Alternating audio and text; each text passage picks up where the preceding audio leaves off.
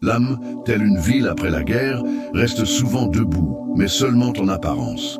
Les cicatrices peuvent ne pas être visibles, mais elles sont là, dissimulées entre les lignes du quotidien, dans les silences prolongés, dans les mots jamais prononcés. Combien de fois vous êtes-vous tus pour préserver la paix et avez perdu la vôtre? Que reste-t-il de nous lorsque le poids du passé semble nous envahir, mais que nous sommes incapables de lui donner un nom? Il est courant de penser qu'avec l'âge, la douleur devient plus facile à porter, plus silencieuse. Mais en réalité, elle ne disparaît pas.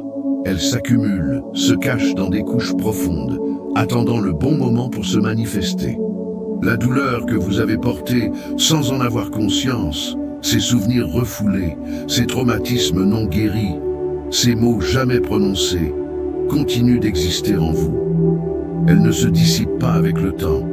Elle se transforme. Et si vous n'apprenez pas à la regarder avec un nouveau regard, le passé ne sera pas seulement un fardeau, il deviendra une prison. Mais la reconstruction commence lorsque nous regardons ces ruines avec d'autres yeux. Épictète, le sage stoïcien, disait « Ce ne sont pas les choses qui nous blessent, mais le jugement que nous portons sur elles. » Lorsque nous commençons à voir notre douleur non comme un fardeau immuable, mais comme une opportunité de croissance, nous entamons notre reconstruction. La première étape de cette reconstruction est de comprendre que la souffrance n'est pas notre identité. La souffrance ne nous définit pas. Ce que nous en faisons, oui. Ce que nous choisissons d'en apprendre, voilà ce qui nous transforme. Il y a des douleurs qui deviennent si intimes qu'elles cessent d'être remarquées. Elles se camouflent dans la façon de parler, dans la manière de réagir, dans les silences que plus personne ne perçoit. C'est comme si vous aviez appris à vivre avec une blessure ouverte, comme quelqu'un qui marche avec une chaussure trop serrée depuis si longtemps qu'il ne ressent même plus l'inconfort. Et cela, peu à peu, façonne ce que vous êtes. Non pas parce que cette douleur mérite une place, mais parce que vous avez, sans vous en rendre compte, commencé à croire qu'elle fait partie de vous. C'est ainsi que la souffrance se normalise. Elle devient routine, elle devient habitude. Et cette habitude silencieuse est l'une des plus cruelles, parce qu'elle ne crie pas, ne scandalise pas, ne demande pas d'aide. Elle s'installe, et vous continuez. Vous préparez le café, vous allez travailler. Vous souriez quand il le faut, mais à l'intérieur, une partie de vous est absente depuis longtemps. Et le plus difficile, c'est que personne ne le remarque. Parce qu'en apparence, tout va bien. Mais vous savez que ce n'est pas le cas. Carl Jung disait que ce qui n'est pas amené à la conscience revient sous forme de destin. Et c'est peut-être pour cela que vous vous retrouvez à répéter des histoires, des choix, des relations. Peut-être que ce que vous appelez malchance, karma ou ma façon d'être n'est qu'une vieille douleur demandant à être vue. Une douleur qui se déguise en schéma, en culpabilité, en répétition. Une douleur qui ne cherche pas la punition, seulement la compréhension. Il y a une question qui peut commencer à défaire ce nœud invisible. De qui sont les voix qui résonnent en vous lorsque quelque chose fait mal? Sont-elles vraiment les vôtres? Ou portez-vous des phrases anciennes, des regards anciens, des jugements qui n'ont jamais été les vôtres? Parfois, ce qui pèse le plus, ce n'est pas la douleur en elle-même, mais le fait de ne jamais l'avoir reconnue comme légitime, comme si vous deviez être fort en permanence. Si pleurer, flancher ou simplement ressentir était un signe d'échec. Et ce n'est pas le cas. Reconnaître ce décombres invisible n'est pas une faiblesse. C'est un début de lucidité. C'est le premier pas pour transformer la douleur en clarté. Parce que tant que vous prétendez que tout va bien, la douleur continuera à trouver des chemins secrets pour se manifester. Et c'est peut-être pour cela que vous vous sentez épuisé, sans raison apparente. C'est peut-être pour cela que votre âme semble lourde, même les jours de soleil. La colère est une émotion puissante, souvent déguisée en autre chose. Sous le masque du contrôle, de la patience ou de la résignation, elle se cache, attendant le moment propice pour se révéler, et c'est à ce moment-là qu'elle échappe au contrôle. Car en tentant de réprimer la colère, en l'ignorant ou en la transformant en quelque chose de plus acceptable, vous lui donnez plus de d'espace pour grandir en vous. Vous est-il déjà arrivé de dire que tout allait bien, alors qu'en réalité, ce que vous ressentiez était une colère si profonde qu'elle vous étouffait presque? La colère ne disparaît pas simplement parce que vous l'ignorez ou choisissez de ne pas l'exprimer. Elle se transforme. Et bien souvent, la colère réprimée s'infiltre dans d'autres aspects de votre vie, affectant vos relations, votre santé émotionnelle, voire votre perception de vous-même. Marc Aurèle, l'empereur stoïcien, écrivait de longues lettres à lui-même, non pas pour se réprimer, mais pour s'observer. Il savait que s'il ne prenait pas le temps de comprendre ses émotions, leur impact serait inévitable. Au lieu de juger sa colère, il l'examinait. Il se demandait « Que me dit cette colère ?» Et ce faisant, il ne laissait pas la colère prendre le contrôle, mais apprenait à y faire face de manière constructive. Il existe une technique qui peut aider à transformer la colère en compréhension, quelque chose de simple mais de puissant. C'est le journal stoïcien en 3 couches. D'abord, demandez-vous « Qu'ai-je ressenti ?» Ensuite, qu'ai-je pensé de cela? Et enfin, que puis-je changer? Ce processus vous permet non seulement de vous observer avec recul, mais aussi de gagner en clarté pour agir avec sagesse, au lieu d'être dominé par l'émotion du moment. La colère, comme toute autre émotion, n'est ni bonne ni mauvaise en soi. Ce qui importe, c'est ce que vous en faites. Si vous l'ignorez ou la réprimez, elle grandit. Si vous l'accueillez et la comprenez, elle se transforme. Et en faisant cela, vous commencez à libérer le poids émotionnel que vous portez, vous permettant de ressentir et, en même temps, de choisir comment réagir. Le cerveau humain est extraordinaire dans sa capacité à stocker et à traiter les émotions, mais il est également extrêmement sensible à la souffrance non résolue. Lorsqu'une douleur est ignorée, négligée ou étouffée, elle ne disparaît pas. Au contraire, elle se cristallise en nous et finit par façonner notre perception du monde. L'amygdale, la région du cerveau responsable de la régulation émotionnelle, amplifie les anciens traumatismes, les rendant aussi vifs et réels que la souffrance actuelle. Ce processus se produit presque automatiquement. Lorsqu'un déclencheur émotionnel survient, le cerveau peut rapidement activer les souvenirs les plus douloureux du passé, connectant des émotions et des situations anciennes au présent. Et que se passe-t-il? Vous ne réagissez pas seulement à la situation actuelle, vous réagissez au poids de toutes les expériences passées non traitées qui résident encore en vous. Ce lien entre le présent et le passé est puissant et, souvent, invisible. Ce que l'on perçoit comme une réaction excessive ou une crise de panique sans raison apparente n'est bien souvent que la manifestation de quelque chose de non guéri. La douleur que vous portez encore, sans même en être conscient, refait surface comme une mémoire vivante et son impact se ressent dans votre corps, vos décisions et vos relations.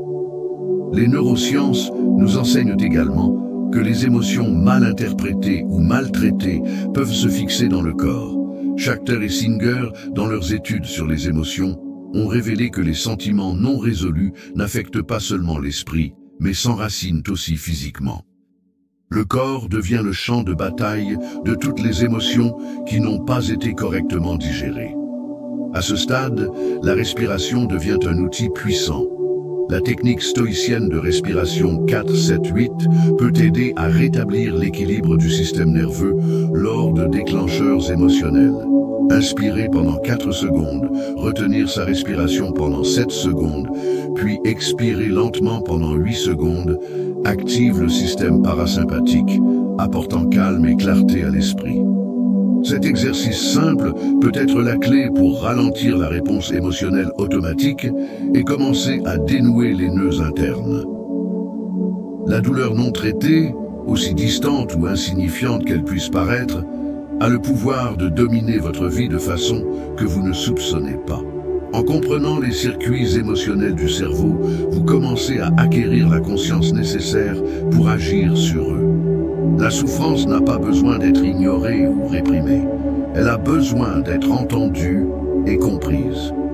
En faisant cela, vous commencez à vous libérer de ce qui est resté enfermé en vous pendant si longtemps. Être trop forte peut, paradoxalement, être l'une des façons les plus cruelles de se perdre. En cherchant à démontrer sa force à tout prix, en voulant montrer au monde que vous êtes capable de tout porter seul, vous vous éloignez peu à peu de qui vous êtes vraiment. En vous efforçant d'être toujours cette personne inébranlable, vous oubliez de prendre soin de la partie vulnérable que chacun porte en soi. Et cette partie vulnérable n'est pas une faiblesse. C'est simplement l'âme qui demande à être vue, à être soignée, à être aimée. Pendant longtemps, j'ai vécu cette illusion. Je croyais que la force signifiait ne pas montrer de fragilité, ne pas permettre aux autres de voir ce qui se passait en moi. Mais ce que j'ai compris, c'est qu'à force de vouloir être forte, je suis devenue absente de moi-même. Je me suis perdue dans cet effort incessant de plaire, de tout gérer, de porter le monde sur mes épaules. Et la vérité, aussi difficile soit-elle à admettre, c'est que vouloir être trop forte m'a fait oublier qui j'étais vraiment. L'autosuffisance émotionnelle, poussée à l'extrême, peut être une forme déguisée d'abandon de soi. Vous devenez tellement indépendante, tellement autonome, que vous perdez la connexion avec votre propre être. En évitant toute forme de fragilité, vous vous interdisez de vivre vos émotions avec authenticité. Et ainsi, il devient difficile de trouver une paix véritable. Car la paix ne vient pas de l'absence de sentiments, mais de l'acceptation que tous, les forts comme les faibles, font partie de ce que vous êtes. La vérité que personne ne vous dit, c'est qu'en essayant d'être trop forte, vous vous éloignez de votre propre essence. La véritable force ne réside pas dans le fait de cacher la douleur, mais dans la capacité à l'accueillir avec douceur. La vraie force réside dans la permission que l'on se donne de ressentir, d'être honnête avec soi-même sur ce qui a besoin de guérison. La force véritable vient de la vulnérabilité, du courage d'affronter la douleur, de la ressentir et, malgré tout, de continuer à avancer. Il existe une pratique simple mais puissante qui peut vous aider à revenir à vous-même. Le silence actif. Pendant 5 minutes par jour, autorisez-vous simplement à écouter votre corps. Asseyez-vous dans un endroit calme, fermez les yeux et ressentez ce qui se passe en vous. Dit votre corps, que demande votre cœur? Cet exercice d'écoute active est une invitation à recommencer à ressentir, à vous souvenir de qui vous êtes vraiment quand vous n'avez pas besoin d'être forte pour les autres. La vraie force ne réside pas dans la résistance, mais dans la capacité à reconnaître la fragilité et à partir d'elle, à se reconstruire. En faisant cela, vous commencez à vous retrouver. Non pas comme la personne qui s'était perdue, mais comme celle qui peu à peu se souvient d'elle-même et se permet d'être entière avec toutes ses émotions sans avoir besoin d'en cacher aucune. Être trop forte peut, paradoxalement, être l'une des façons les plus cruelles de se perdre. En cherchant à démontrer sa force à tout prix, en voulant montrer au monde que vous êtes capable de tout porter seul, vous vous éloignez peu à peu de qui vous êtes vraiment. En vous efforçant d'être toujours cette personne inébranlable, vous oubliez de prendre soin de la partie vulnérable que chacun porte en soi. Et cette partie vulnérable n'est pas une faiblesse. C'est simplement l'âme qui demande à être vue, à être soignée, à être aimée. Pendant longtemps, j'ai vécu cette illusion. Je croyais que la force signifiait ne pas montrer de fragilité, ne pas permettre aux autres de voir ce qui se passait en moi. Mais ce que j'ai compris, c'est qu'à force de vouloir être forte, je suis devenue absente de moi-même. Je me suis perdue dans cet effort incessant de plaire, de tout gérer, de porter le monde sur mes épaules. Et la vérité, aussi difficile soit-elle à admettre, c'est que vouloir être trop forte m'a fait oublier qui j'étais vraiment. L'autosuffisance émotionnelle, poussée à l'extrême, peut être une forme déguisée d'abandon de soi. Vous devenez tellement indépendante, tellement autonome, que vous perdez la connexion avec votre propre être. En évitant toute forme de fragilité, vous vous interdisez de vivre vos émotions avec authenticité. Et ainsi, il devient difficile de trouver une paix véritable. Car la paix ne vient pas de l'absence de sentiments, mais de l'acceptation que tous, les forts comme les faibles, font partie de ce que vous êtes. La vérité que personne ne vous dit, c'est qu'en essayant d'être trop forte, vous vous éloignez de votre propre essence. La véritable force ne réside pas dans le fait de cacher la douleur, mais dans la capacité à l'accueillir avec douceur. La vraie force réside dans la permission que l'on se donne de ressentir, d'être honnête avec soi-même sur ce qui a besoin de guérison. La force véritable vient de la vulnérabilité, du courage d'affronter la douleur, de la ressentir et, malgré tout, de continuer à avancer. Il existe une pratique simple mais puissante qui peut vous aider à revenir à vous-même. Le silence actif. Pendant 5 minutes par jour, autorisez-vous simplement à écouter votre corps. Asseyez-vous dans un endroit calme, fermez les yeux et ressentez ce qui se passe en vous. Que dit votre corps? Que demande votre cœur? Cet exercice d'écoute active est une invitation à recommencer à ressentir, à vous souvenir de qui vous êtes vraiment quand vous n'avez pas besoin d'être forte pour les autres. La vraie force ne réside pas dans la résistance, mais dans la capacité à reconnaître la fragilité et à partir d'elle, à se reconstruire. En faisant cela, vous commencez à vous retrouver. Non pas comme la personne qui s'était perdue, mais comme celle qui, peu à peu, se souvient d'elle-même et se permet d'être entière avec toutes ses émotions, sans avoir besoin d'en cacher aucune. Le monde qui nous entoure, avec ses exigences, ses attentes et ses comparaisons, a le pouvoir d'intensifier ce que nous portons déjà en nous. Pression sociale, cette exigence silencieuse d'être parfaite, d'être toujours à la hauteur des attentes des autres, peut exacerber l'autocritique intérieure de manière dévastatrice. Bien souvent, ce qui nous dérange dans le monde extérieur, ce n'est même pas ce qu'il impose, mais la façon dont nous y réagissons.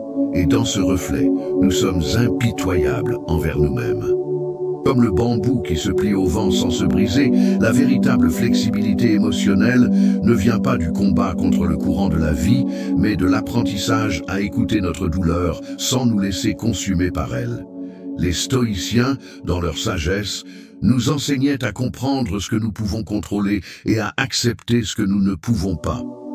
Mais en pratique, nous finissons souvent par résister, réprimer, tenter de cacher notre vulnérabilité, car le monde qui nous entoure nous fait croire que cela est une faiblesse. L'autocritique s'intensifie lorsque nous regardons autour de nous et voyons des images idéalisées de ce que nous devrions être. Les réseaux sociaux, les comparaisons, la surveillance constante de ce qui est parfait, tout cela alimente une pression invisible sur notre estime de soi. Et le plus triste, c'est que cette autocritique devient souvent plus sévère que n'importe quelle critique extérieure. C'est une tempête silencieuse, un tourbillon qui ne crie pas, mais qui nous ronge de l'intérieur, comme si nous devions être parfaites pour être dignes. Il est important de comprendre que réprimer ou ignorer cette douleur intérieure ne fait que la renforcer. La pression extérieure peut être immense, mais le plus grand combat est celui qui se déroule en nous. Nous devons apprendre à accueillir l'autocritique, non comme une accusation, mais comme un message qui demande à être entendu. Le monde peut tenter de modeler notre identité, mais la manière dont nous y répondons nous appartient. Le premier pas pour briser ce cycle est de comprendre que ce jugement implacable que nous portons sur nous-mêmes ne définit pas qui nous sommes. Commettent l'erreur de réprimer leurs émotions et sentiments négatifs en essayant de se conformer au modèle que le monde impose. Mais cela, contrairement à ce que l'on croit, n'apporte pas la paix. Réprimer ses émotions, ce n'est pas les contrôler, c'est ignorer ce qui est nécessaire à notre croissance intérieure. Réprimer les émotions, en particulier la colère ou la tristesse, les pousse simplement plus profondément, là où elles finiront par ressurgir de manière plus agressive. La véritable sagesse stoïcienne réside dans l'acceptation des émotions qui surgissent et non dans leur rejet. Le secret, c'est de reconnaître que vous êtes humaine, et donc imparfaite. Et cela n'est pas seulement normal, mais nécessaire. En acceptant votre vulnérabilité, vous commencez à vous libérer de la tempête silencieuse qu'est l'autocritique constante. Cela ne signifie pas se résigner, mais conquérir la liberté d'être qui vous êtes sans devoir vous cacher derrière une image de perfection. Il existe des moments où l'on se regarde dans le miroir et où l'on ne sait plus vraiment qui l'on est. Non pas à cause de l'apparence extérieure, mais à cause de ce sentiment intérieur que quelque chose s'est perdu, s'est fragmenté en cours de route. La vie, avec ses difficultés et ses défis, nous façonne, et souvent nous perdons de vue ce qui compte vraiment. Nous nous efforçons tant de répondre aux attentes des autres, de plaire, de faire fonctionner la vie, que nous finissons par oublier qui nous sommes, ce que nous désirons vraiment, ce que nous ressentons profondément. Le regard dans le miroir, parfois, est bien plus qu'un simple reflet. Il devient une confrontation, une preuve de la déconnexion que nous ressentons entre ce que nous étions et ce que nous sommes devenus. C'est comme si l'image reflétée appartenait à une étrangère. Quelqu'un qui n'a plus les mêmes aspirations, les mêmes rêves, ni même la même paix intérieure. Et cet éloignement de soi est l'une des douleurs les plus difficiles à affronter, car bien souvent, on ne sait ni quand ni comment cela s'est produit. Il est subtil, silencieux, mais dévastateur. Jung, le grand psychologue, décrivait ce processus comme une phase d'individuation, un retour à l'essence après l'effondrement de l'ego. Cette phase est marquée par une profonde confrontation intérieure, où nous sommes forcés de regarder les parties de nous-mêmes que nous avons niées ou oubliées. Et cela peut être effrayant. Ce que vous y trouvez n'est peut-être pas beau, ni facile à accepter. Cela peut être douloureux, voire révoltant. Mais cette douleur n'est pas une condamnation. Elle est une invitation à la reconnexion. Au lieu de craindre ce que vous voyez, apprenez à l'accueillir. Le problème commence lorsque nous cherchons à l'extérieur ce qui ne peut être trouvé qu'à l'intérieur. En recherchant sans cesse la validation, l'identité ou la force dans le monde extérieur, nous cessons de regarder en nous-mêmes. Et, en nous perdant ainsi, la douleur devient une compagne constante. Le reflet dans le miroir devient de plus en plus étranger jusqu'à ce que nous nous sentions comme une version déformée de qui nous sommes vraiment. La reconstruction commence donc lorsque vous vous autorisez à être honnête avec vous-même. Lorsque vous regardez le reflet dans le miroir et que vous reconnaissez sans peur les parties de vous qui ont été oubliées. Ce ne sera peut-être pas facile. Ce sera peut-être un processus lent, avec de nombreuses couches à dénouer. Petit à petit, vous commencerez à vous reconnecter à votre essence, à la femme qui existe au-delà des attentes et de la pression du monde extérieur. Vous recommencerez à vous regarder et, enfin, à vous reconnaître. Le processus de reconnexion est essentiel, et il ne s'agit pas de changer qui vous êtes, mais de découvrir qui vous êtes vraiment. Le miroir, bien souvent, n'est pas là uniquement pour refléter l'image extérieure. C'est un outil pour regarder à l'intérieur, pour retrouver la vérité de ce qui s'est perdu en chemin. Et, ce faisant, vous commencez à vous reconstruire, non pas de l'extérieur vers l'intérieur, mais de l'intérieur vers l'extérieur, avec toutes vos failles, vos cicatrices, mais aussi avec votre force authentique, le désir de certitude et le reflet profond de notre besoin de contrôle. Nous voulons savoir quel chemin suivre, quel choix faire, quelle décision prendre pour enfin trouver la paix.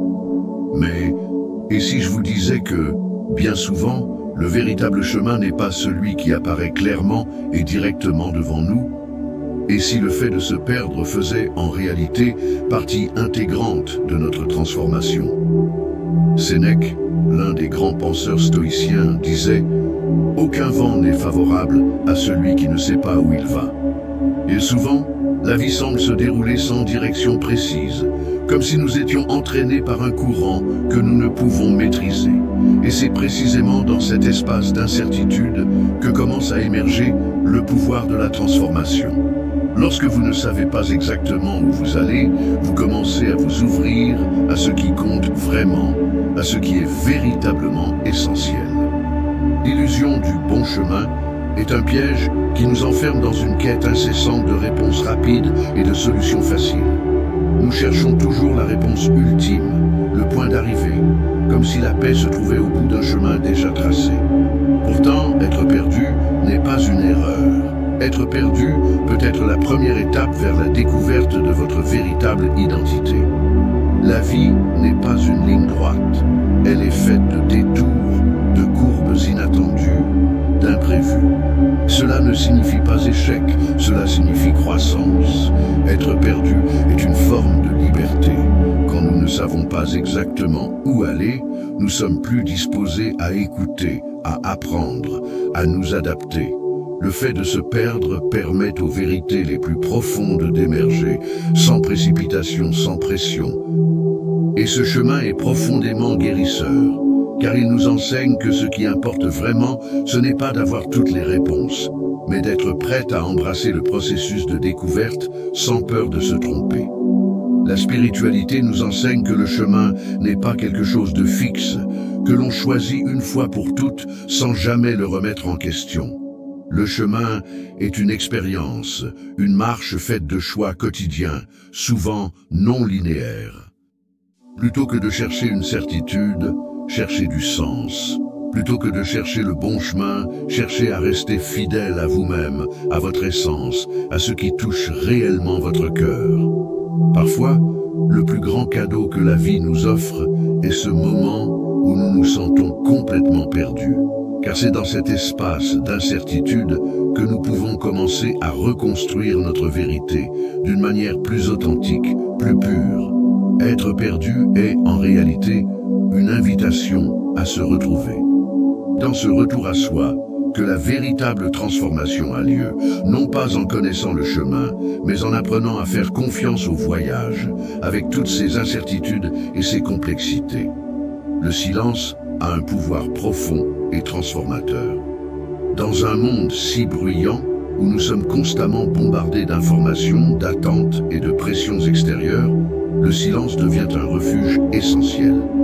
Mais je ne parle pas d'un silence vide, sans but.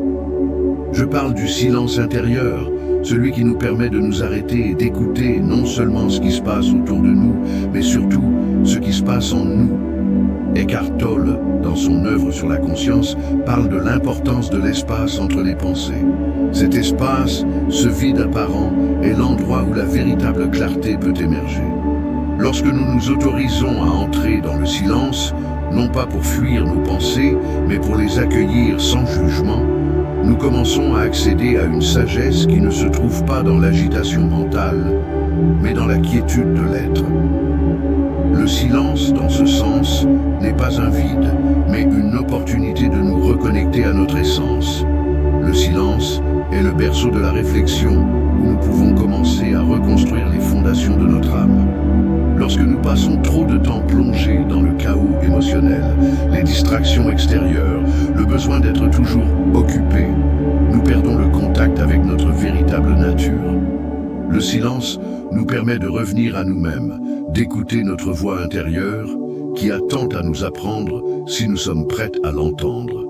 La technique de la triade stoïcienne de reconnexion peut être une manière puissante de retrouver ce silence intérieur. Elle nous rappelle 3 étapes essentielles: la présence, le choix conscient et l'action cohérente. La présence nous enseigne à vivre dans l'instant, sans précipitation, sans anxiété face à l'avenir. Le choix conscient nous aligne avec ce qui compte vraiment, en nous rappelant de faire des choix en accord avec notre vérité. Et l'action cohérente est l'étape finale, où nous agissons selon ce que nous savons être le mieux pour nous, sans nous écarter de ce qui est authentique et sincère. Ce processus de reconstruction n'est ni rapide ni facile, mais il est profondément libérateur. Il nous permet de relâcher les couches d'attentes illusoires et de schémas qui nous empêchent de vivre avec authenticité. La vraie reconstruction commence lorsque nous acceptons le silence comme un cadeau et non comme un vide, lorsque nous cessons de chercher constamment à l'extérieur quelque chose pour nous remplir et que nous commençons à chercher la quiétude en nous-mêmes. En adoptant le silence comme base de la reconstruction, vous commencez à créer une nouvelle structure intérieure, plus forte, plus sereine et plus connectée à votre essence. C'est le fondement d'une vie plus épanouie, où vous n'avez plus besoin de chercher les réponses à l'extérieur, car vous les portez déjà en vous. Le silence devient ainsi le terreau fertile où vous plantez les graines de votre transformation. Et avec le temps, ces graines fleurissent, révélant la force silencieuse et la paix intérieure qui ont toujours été en vous. Tu n'es pas les pierres tombées, tu es celle qui décide quoi en faire. Quand tout semble s'effondrer, quand la douleur et la perte paraissent insupportables, souviens-toi que, en toi, existe une force silencieuse qui ne se laisse pas ébranler. Chaque ruine, chaque morceau brisé, chaque faille n'est pas la fin de ton histoire, mais le début d'un nouveau voyage. N'es pas brisé, tu es en transformation et c'est cela qui te rend vivante. Le chemin de la reconstruction est long et souvent solitaire, mais il est aussi le plus profond et le plus significatif. Il ne s'agit pas de redevenir ce que tu étais, mais de te permettre de devenir celle que tu aurais toujours dû être, une version plus forte, plus authentique, plus entière. La paix ne réside pas dans l'absence de douleur, mais dans la capacité de la regarder autrement, d'en apprendre, de la laisser devenir une alliée dans le processus de ta propre évolution. Tout au long de ce chemin, le silence devient ton allié. C'est dans le silence que tu trouves les réponses que tu cherchais tant dans les voies extérieures. C'est dans le silence que commence la reconstruction. Et en te permettant d'être présente, sans précipitation, sans pression, tu commences à te retrouver. Et alors, la vérité émerge. La vérité que tu n'es pas brisée. Tu es en train de renaître. Et, ce faisant, tu te reconnectes à ce qui est vraiment essentiel. Ta force silencieuse, ta capacité à te reconstruire, ta paix intérieure. Toute grande transformation commence par un choix silencieux. Le choix de ne pas vivre en pilote automatique, de ne pas te laisser définir par les circonstances, mais de te permettre de te reconstruire à partir des ruines.